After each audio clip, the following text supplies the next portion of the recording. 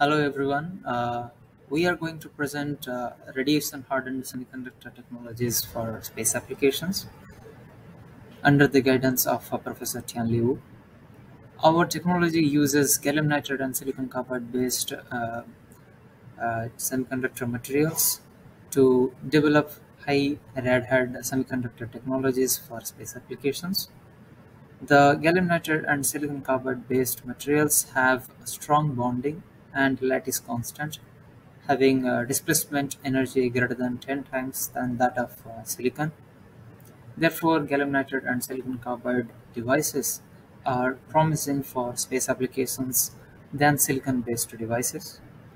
Here you can see we have taken the gallium nitride power mismatch device having breakdown voltage more than 1000 volt and output current greater than 10 amps.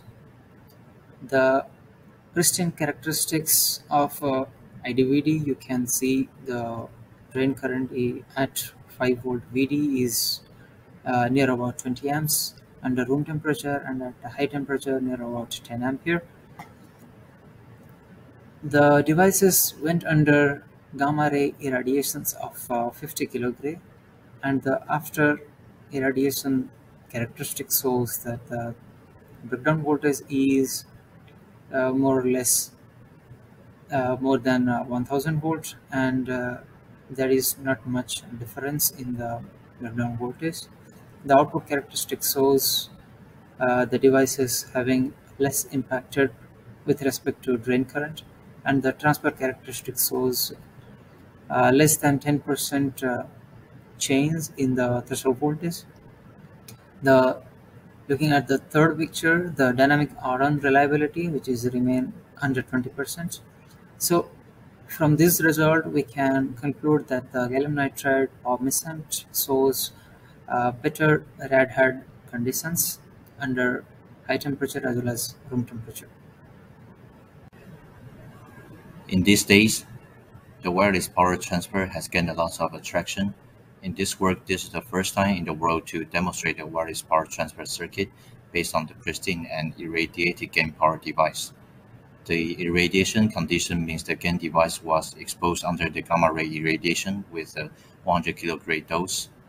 The proposed WPT circuit consists of 3 parts with an operating frequency of 6.78 MHz, including the transmission mode, coupling coils, and the receiver mode. The transmission mode executes the power delivered, and the oscillator sends a control signal to the gate terminal of the GaN device. The resonant coil receives the coupling AC power.